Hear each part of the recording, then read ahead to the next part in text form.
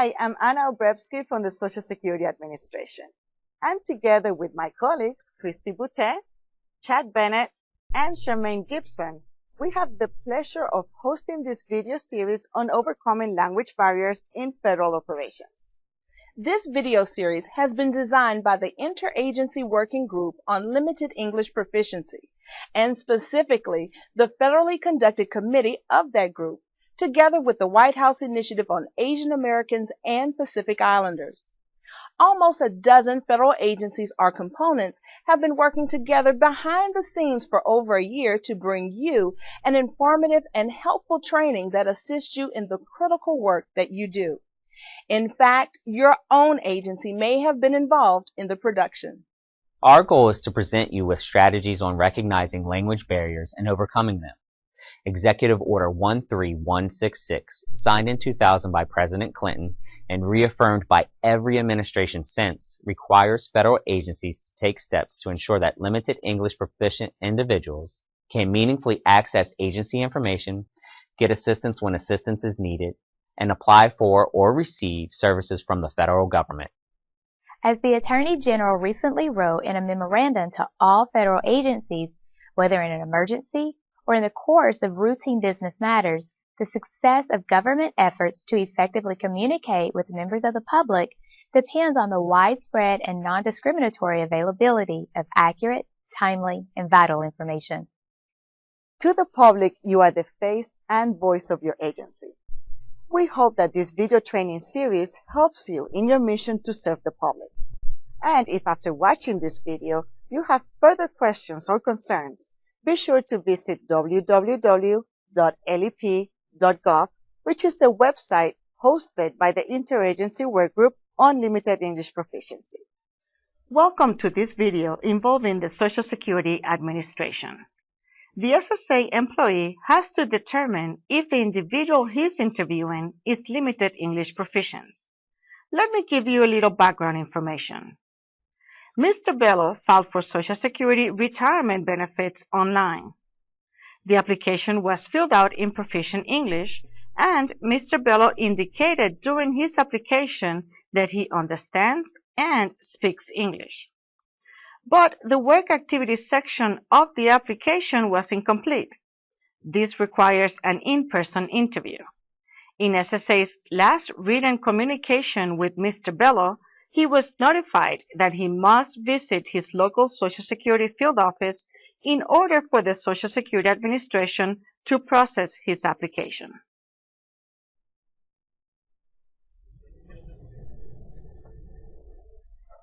Good morning, sir. Can I help you? Good morning. Yeah, I have an appointment this morning. Yes, you can use this machine to check in for your appointment. Thank you. You're welcome, sir.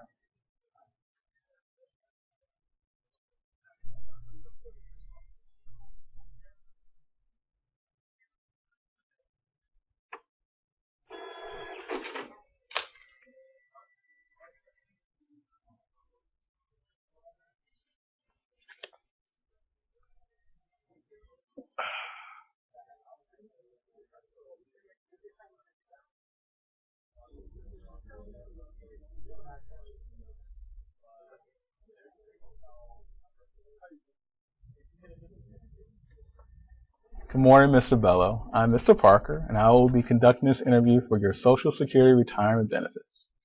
Good morning. Okay, thank you. Before we get started, I have to verify your identity by asking you some questions. Okay. Can you first please tell me your first and last name? Omar Bello.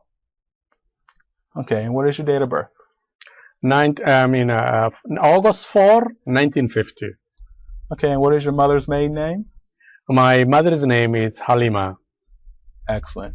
And one last question. What is your current address and telephone number? 1725 Roosevelt Boulevard in Baltimore. 410-965-1234. Okay, great. Do you have a photo ID like a driver's license? Yeah.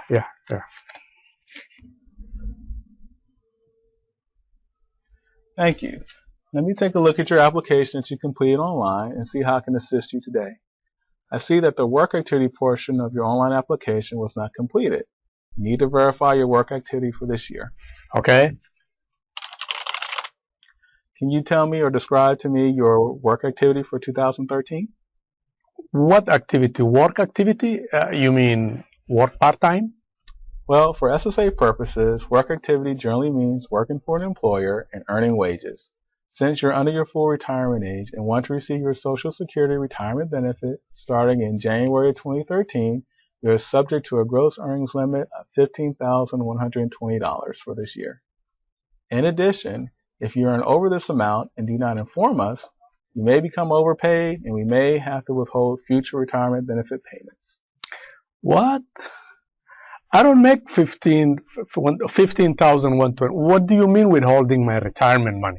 Okay, hold on. No, that's not what I meant. I apologize if I confused you.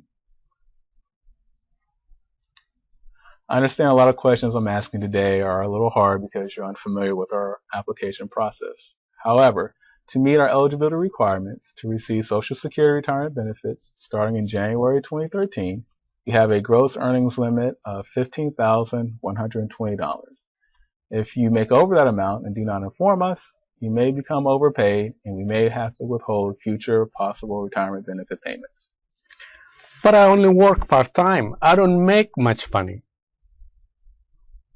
Okay, Mr. Bell, before we continue, may I ask you something? Did you have anybody help you out with filling this application online? No. I write English well. Speaking, it's hard for me. What should Mr. Parker do now? I'm not sure, Anna. I think we need some help on this one. And that's what we're here for. That's right, Chad. And we're going to show you a few scenarios and we'll determine which direction this interview should go. That's right, Charmaine. At this point, Mr. Parker knows Mr. Bello has difficulty communicating in English. What should he do next? A. Continue with benefit application process since applicant can communicate in English. Well, let's continue with the application since you understand most of what I'm saying. B. Continue with the benefit application process by shortening sentences to eliminate detail that might create confusion. What? I don't make 15,120. What do you mean withholding my retirement money? Well, okay, you're not going to work over the limit, right? I only work part-time. Yes, part-time is good.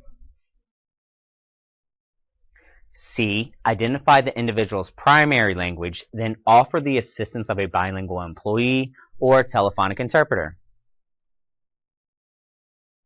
Okay, is there another language you prefer? Oh yes, please. I speak and understand better Somali. Or D. Ask Mr. Bello to reschedule the interview to a future date when his English proficient adult daughter can assist him. Okay, Mr. Bello, why don't you come back when you can bring someone who understands English, okay? The correct answer is C. Identify the individual's primary language and then offer the assistance of a bilingual employee or telephonic interpreter. Now we're going to show you why all the other scenarios were wrong. Continue with benefit application process since applicant can't communicate in English. This is not correct because Mr. Bello clearly stated that speaking English is more difficult for him than writing. He has volunteered that he is limited in his ability to speak English. Mr. Parker should not ignore his statement and continue the process as if he is not limited in his English proficiency. How about if he continues with the benefit application process by shortening sentences to eliminate detail that might create confusion? This is wrong on so many levels. For example, this option provides Mr. Bello with a different level of information than an English speaker would get, and is therefore potentially discriminatory. SSA employees have to make sure that individuals understand all of the information they are providing. And that leaves us with D. How about if he asked Mr. Bello to reschedule the interview to a future date when his English proficient adult daughter can assist him? This is not correct either. This puts the responsibility on Mr. Bello's daughter to ensure that he gets the necessary assistance. Under Executive Order 13166, the onus is on the federal government to provide meaningful access to limited English proficient individuals, and not on the LEP person or his or her friends or family. Moreover, the federal employee cannot be certain that any friends or family are sufficiently fluent in either language to accurately convey the information, or that they are impartial conveyors of information. That's it. Back to you, Anna and Christy. Thanks, Chad and Charmaine. In this scene, Mr. Bello is not limited English proficient for purposes of writing. However, he had more difficulty speaking English. Some individuals may be fluent in English for certain type of communication, for example, speaking, reading, or writing, but not for all forms of communication. It is the federal agency's responsibility to pick up on these cues and assess the potential need for language assistance. Another important point to keep in mind is that while many individuals can communicate effectively in English for everyday purposes, an individual's English language skills can occasionally falter in official or unfamiliar settings, as in a government interview, a legal proceeding, or during a law enforcement or medical encounter. The stakes are high in an interaction such as this one, involving rights, benefits, or safety, health, legal consequences, and matters of similar consequence to the LEP individual. When the stakes are high, be especially sure to provide high-quality language assistance. Okay, let's see how Mr. Parker will complete this interview. Okay, is there another language you prefer? Oh yes, please. I speak and understand better Somali. Okay, I like to use our telephone interpretation service to help me assist you better. The interpreter will ensure that everything I say to you will be understood and that I am clear in the information I'm sharing with you. Okay, that's best.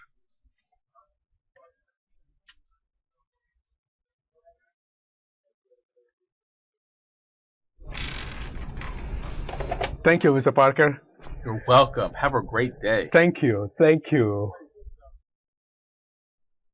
Remember, the responsibility for ensuring language accessibility lies with the employee.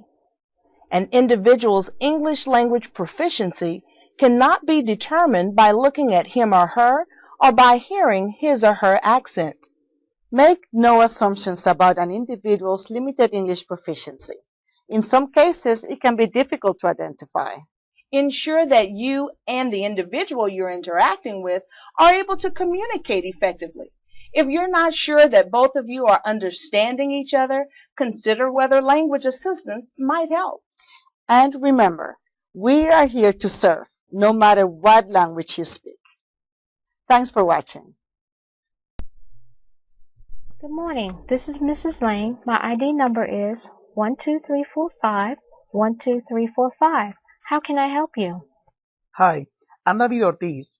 I received a letter at my house about a refund. I have some questions. I speak a little English, but I speak more Spanish.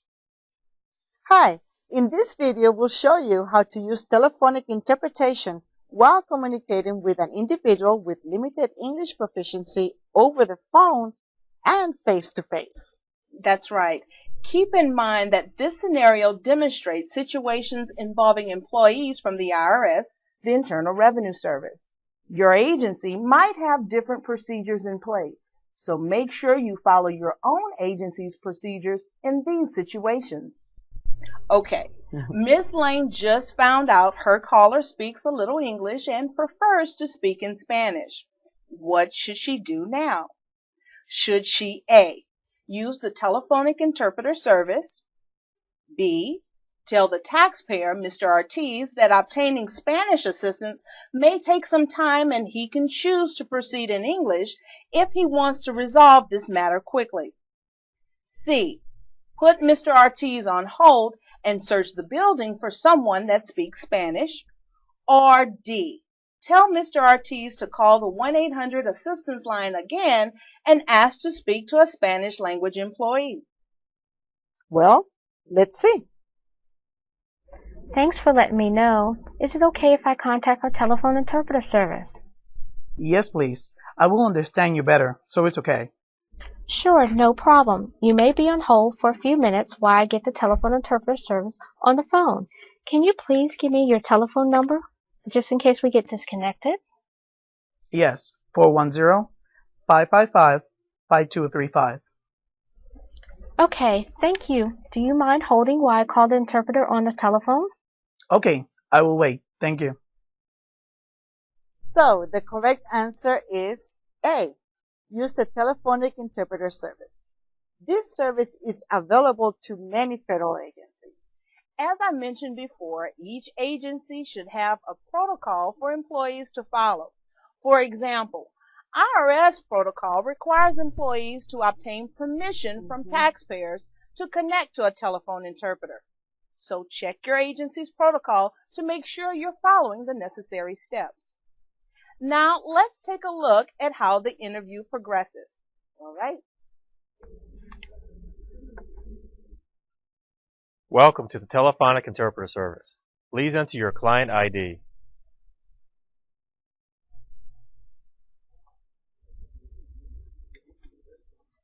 Thank you. Please enter 1 for Spanish and 2 for all other languages. Thank you. Please enter your access code if you have one.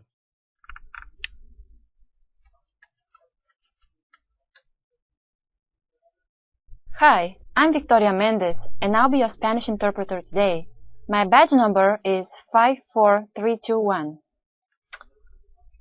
Hi, I'm Sarah Lane from IRS, and I have Mr. Ortez on the phone. He received a letter from us, and he has some questions about it. He prefers to speak in Spanish. Okay.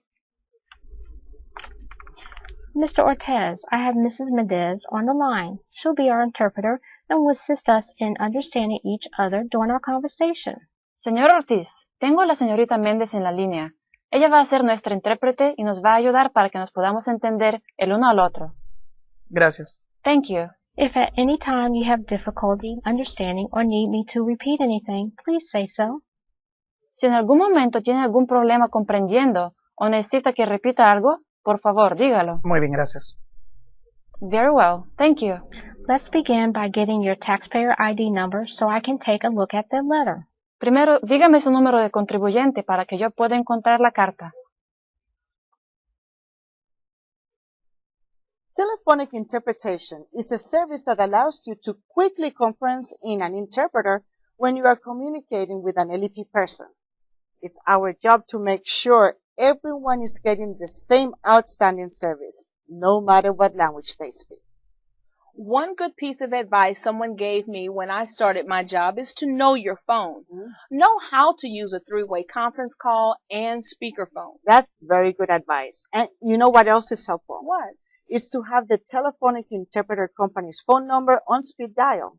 Yes, it is, and have the number and access code easily accessible whether you're at your desk or on the road for work. Yes, it's little things like that that make the interview go faster. It does.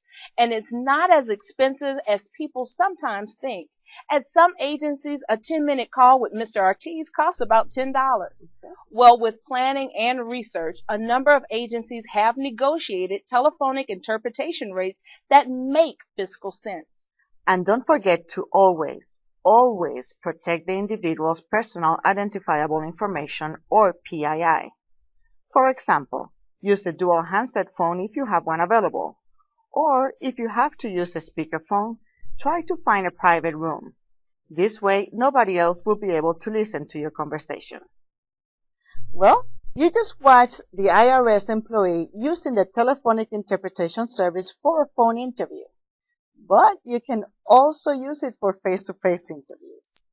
Take a look at this scenario. May I help you? Yes, little English. Do you see your language on this chart? Punjabi. Great, thank you.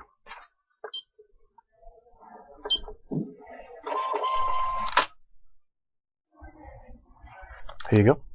Please take a seat.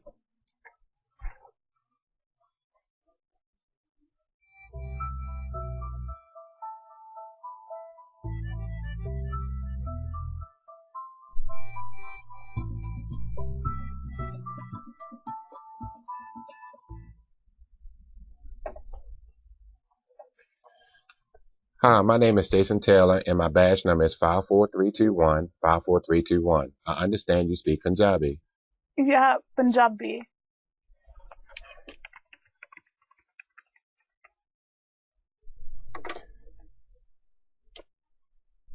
Welcome to the telephonic interpreter service. Please enter your client ID.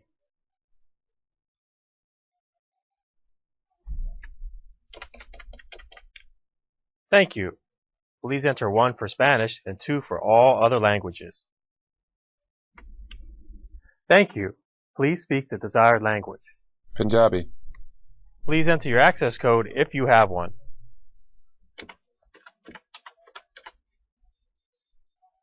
Hi, I'm Punjabi interpreter Mariam Chaudhry, and my ID number is 12345. Hi, I'm Jason Taylor from the IRS. I have a lady here in the office with a letter she received from us. She would like to talk about the letter. She speaks Punjabi. I will put her on the line now.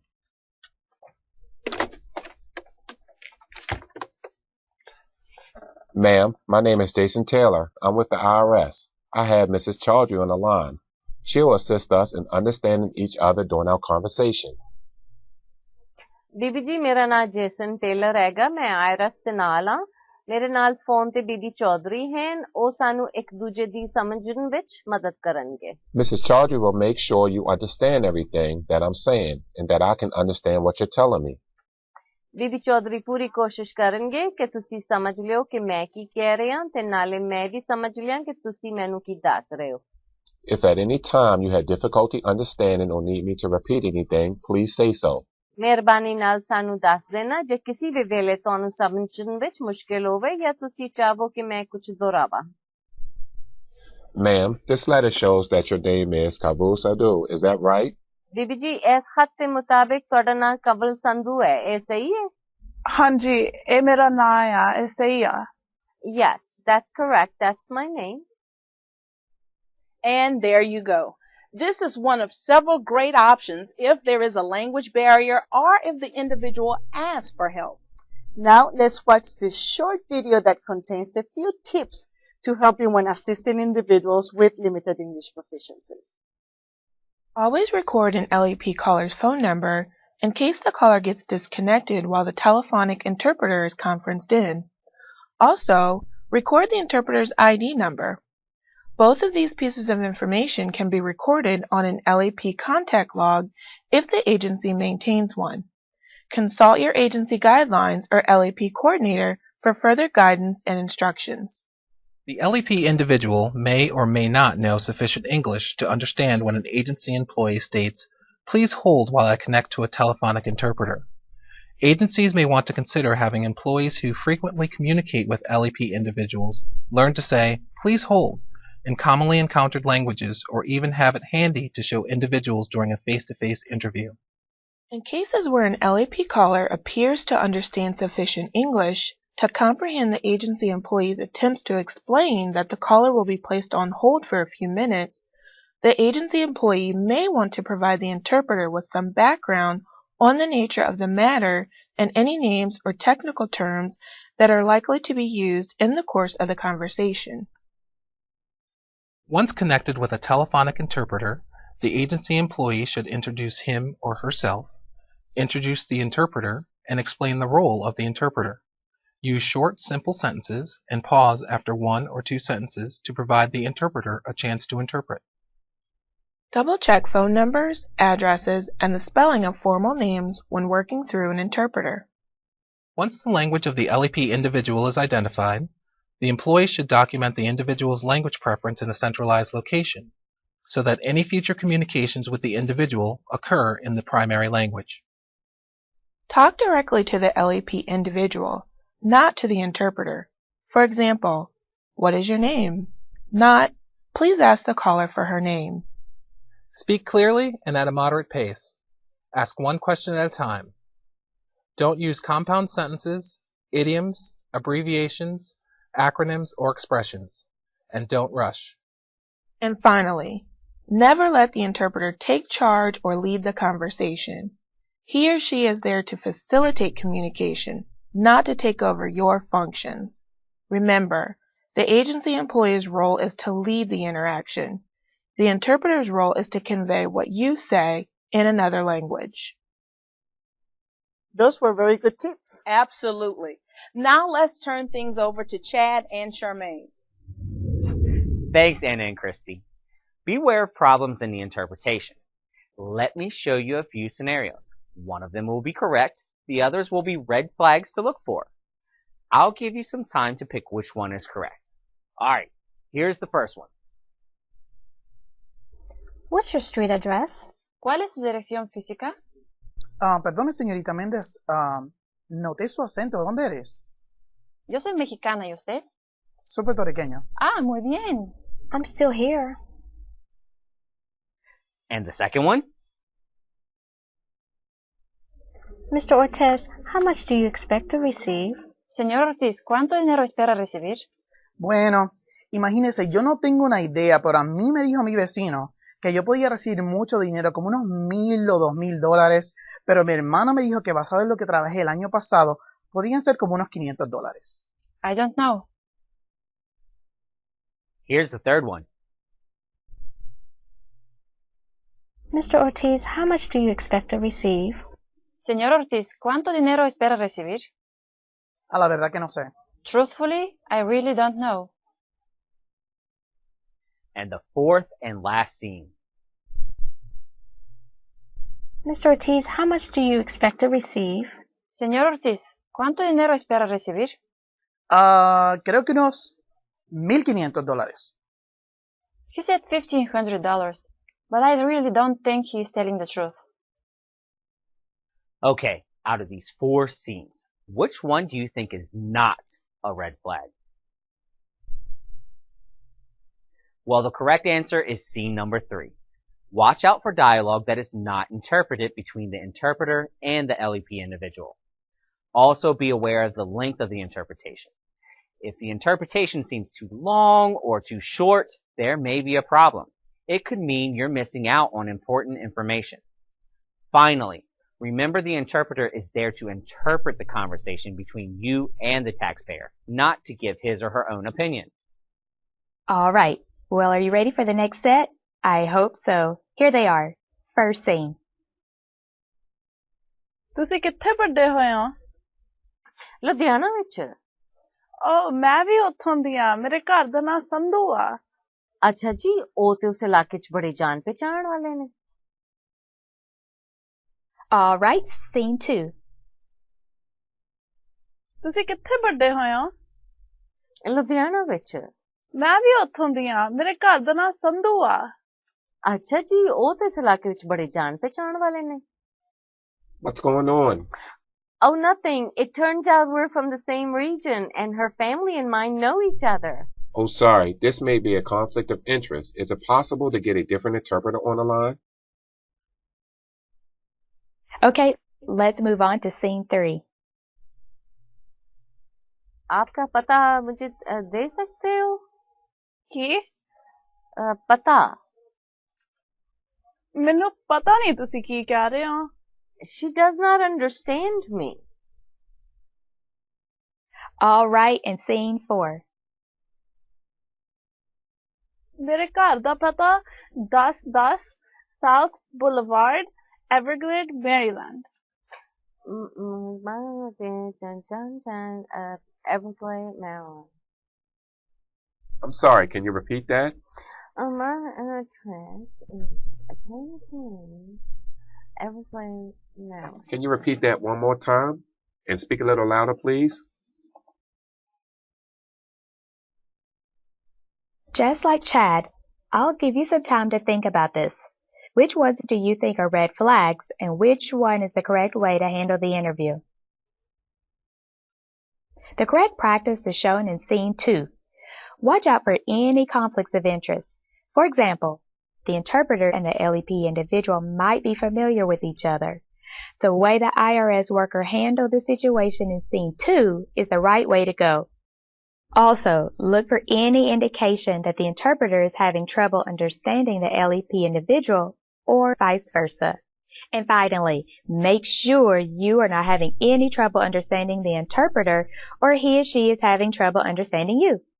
Those are excellent points, Charmaine.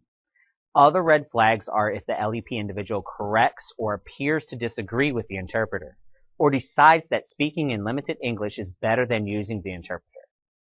Alright, back to you, Anna and Christy. Thanks, Chad and Charmaine. Your agency's language access plan and protocol, or LEP coordinator, may provide some guidance on how to handle a situation where your communication with the LEP individual may have been compromised by the quality of interpretation. At many agencies, the practice may involve offering the interpreter a single opportunity to modify his or her practice, or ending the call and reporting the problem to a designated official. Then call the telephonic interpretation service again to obtain a new interpreter. Once the call is over, clearly end the interaction. For example, we have now finished the interview. Thank you. Or, thank you for your cooperation through this process. I will now be ending the call. If you want more information on telephonic interpretation, please go to www.lep.gov. Thanks for watching.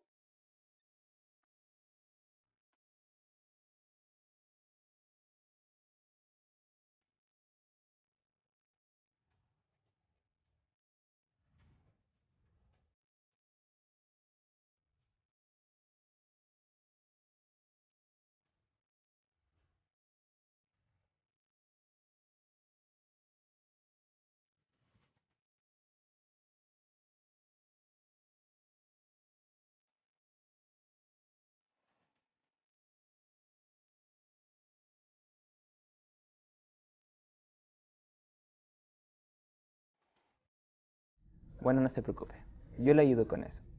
FEMA tiene muchas formas de asistencia federal. Primero tiene que llamar a un experto para averiguar si califica para recibir más asistencia. ¿Y cómo me entero si me pueden ayudar? Para obtener más información, puede llamar al 1-800-621-3362. También puede visitar la página de web en el internet, disasterassistance.gov/español. Pero no tengo nada con qué escribir, no tengo dónde anotarlo, no tengo nada. No hay problema. Aquí tengo toda esa información por escrito. Este papel es para usted. Ay, gracias, joven. Pero no tengo cómo llamar. ¿Me puede ayudar? Sí, claro. Podemos hacer la llamada ahora y yo le ayudo con eso. Ay, gracias. Muchísimas gracias. De nada. You just saw the end of a conversation between a Spanish-speaking victim and a FEMA employee. Everything went very smoothly, but let's look at a different situation. How can I help you?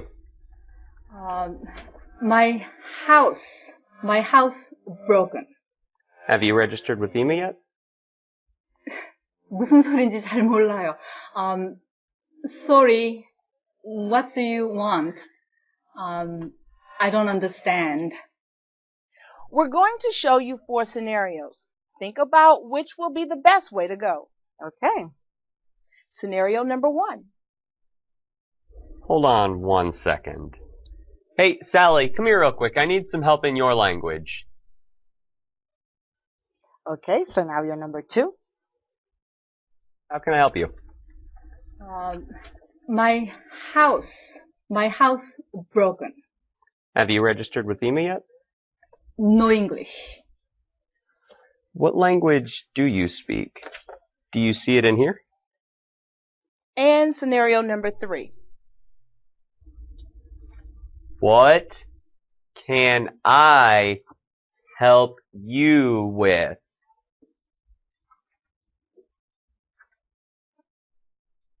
Scenario number 4. Here, take this booklet home. Maybe your friends or family members can help you translate it.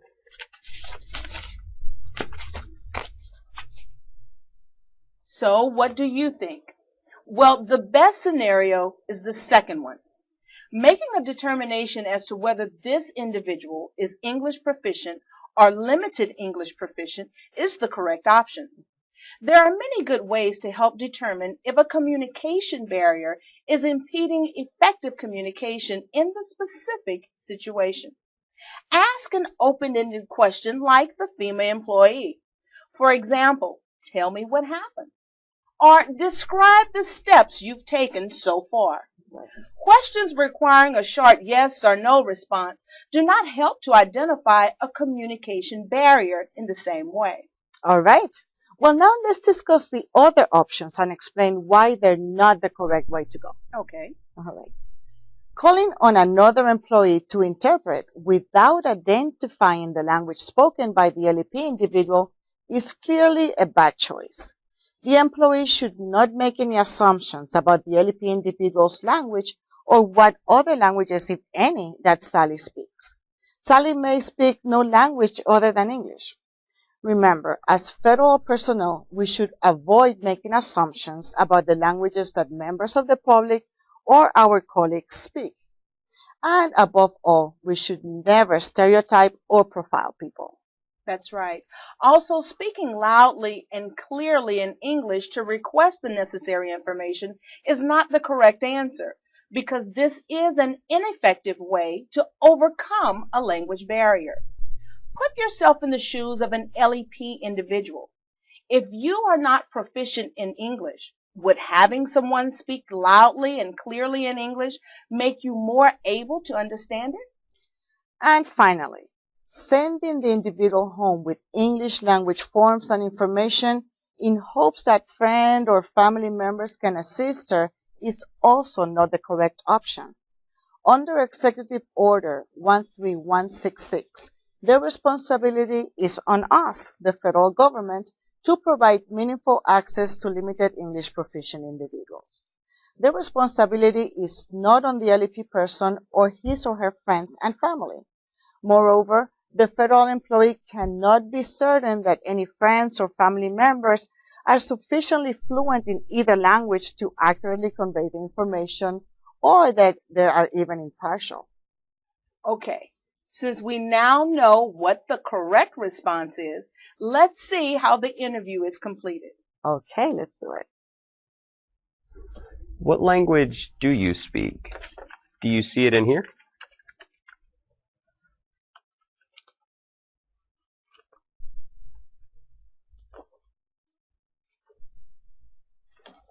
한국어 합니다. Korean. Korean, thank you. Hold on, I'll be right back.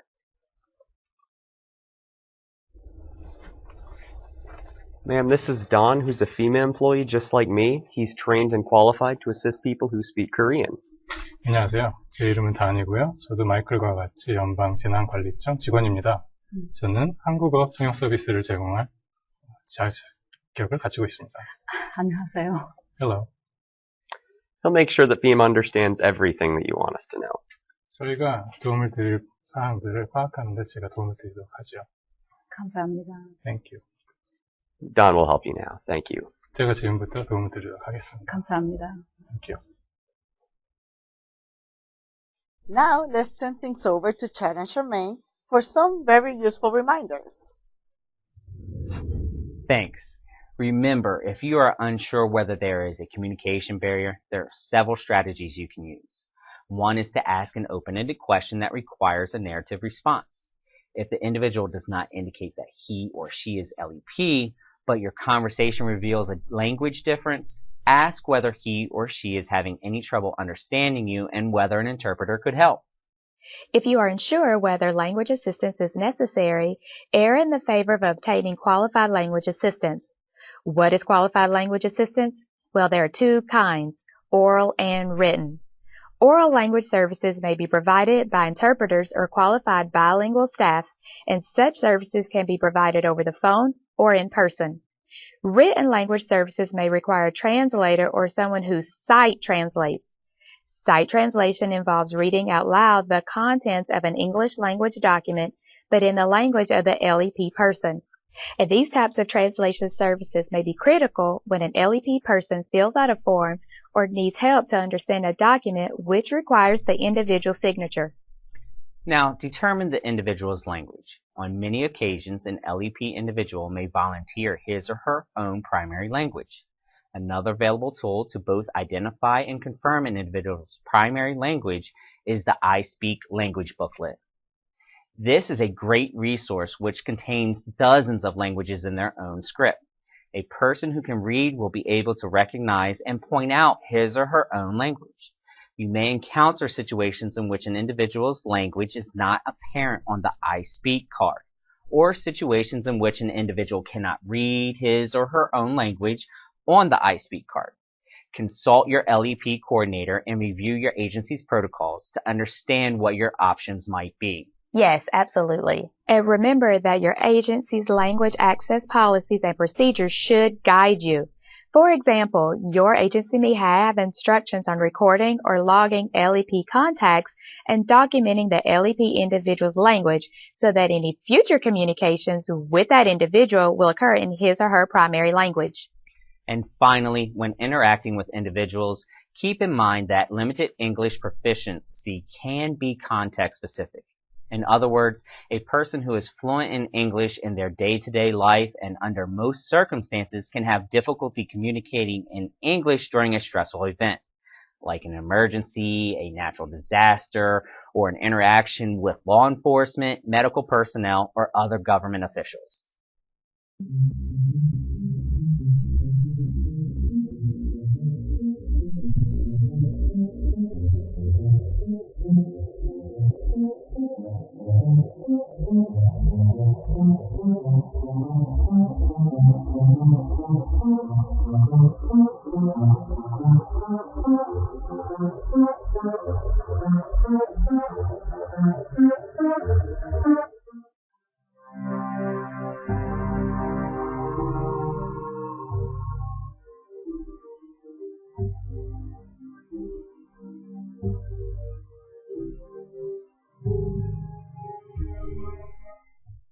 Thanks for watching. Welcome to this video where immigration and customs enforcement agents encounter a limited English proficient individual in an emergency situation.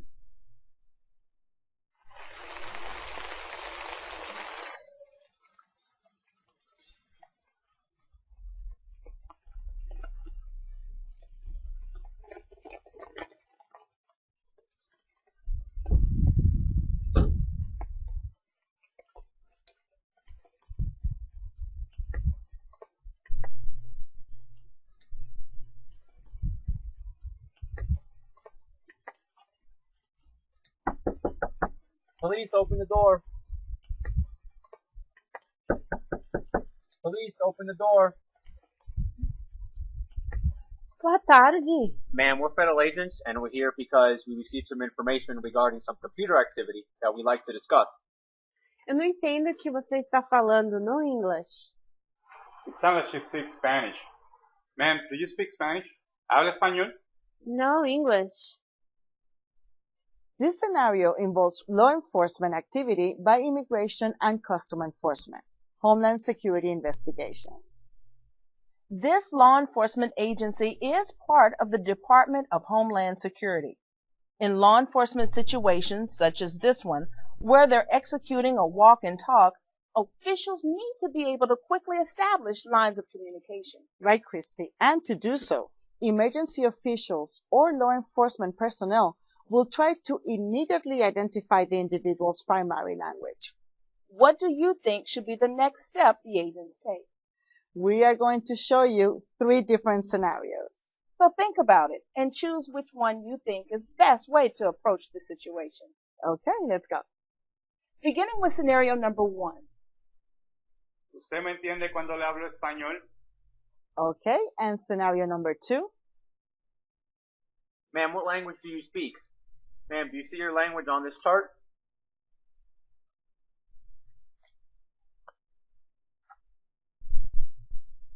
Português. Now for scenario number 3. Let's access Google Translate from your smartphone. Okay, well, the correct scenario is number 2. That's right, Anna. The agent should confirm the individual's primary language. Note that the individual pointed to Portuguese. Now, Christy, I guess that preliminary step is pretty important. It is. But what about the Google Translate option? That sounded good to me. Why wasn't that a reasonable choice?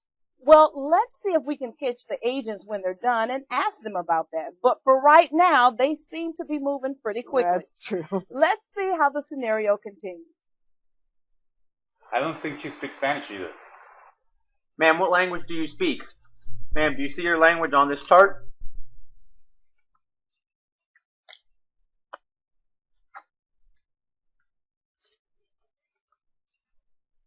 Português. Portuguese. Okay, please wait. I don't think neither of us speak Portuguese, so I think we should call the language line like right now. You're right. Let's do it.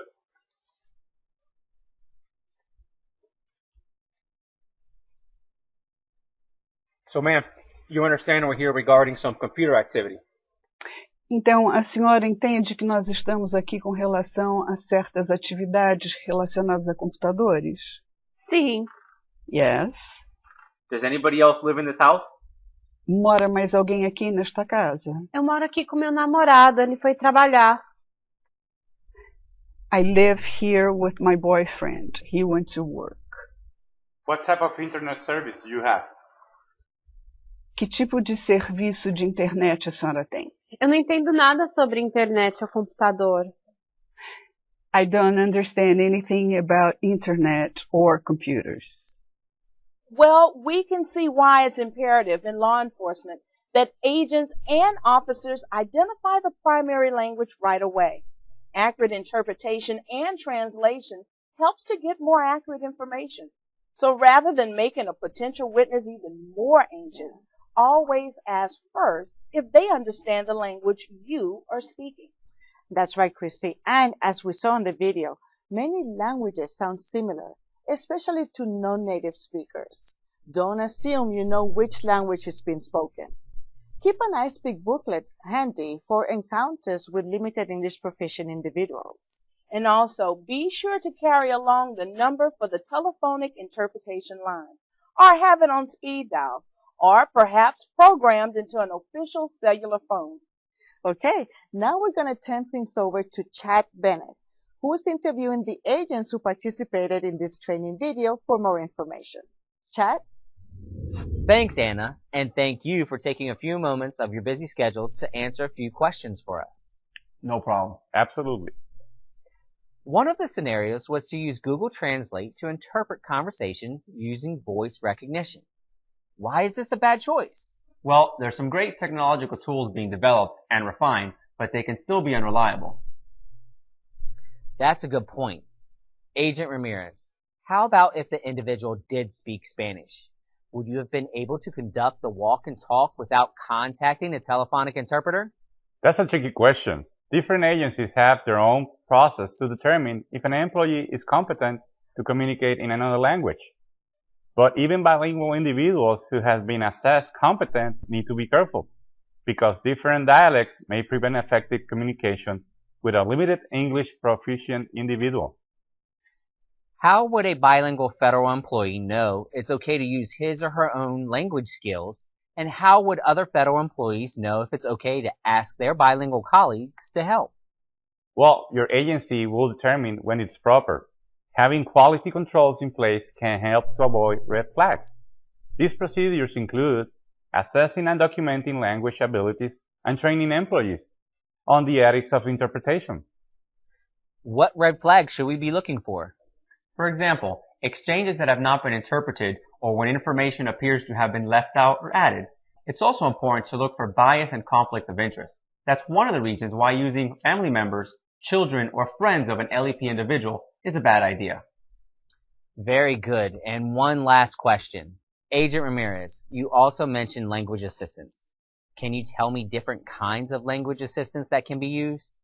Sure. You can use bilingual staff members, professionals, or staff interpreters, or the telephonic interpretation service that we just used in this scenario. You can also use translators. Your agency should tell you what type of language assistance to use in different scenarios. But wait, isn't interpretation and translation the same thing? Actually, no. Interpretation is spoken and translation is written. Okay, I didn't know that. Well, that's all I have. Chad, if you don't mind, there's one more thing I want to say. Sure, go ahead. Effective communication and high-quality language assistance is imperative in law enforcement and other government interactions. You have a better chance of getting accurate information if you use high-quality language assistance. Very good. Thanks again for speaking with me today. Thanks. Thank you. Back to you in the studio. Thanks, Chad. I just want to mention that each agency has different procedures, so know your agency's policy on use of speakerphone when conducting interviews or engaging in confidential communication. That's a good point, Christy. Also, if you want more information on telephonic interpretation, please go to www.lep.gov. Thanks for watching.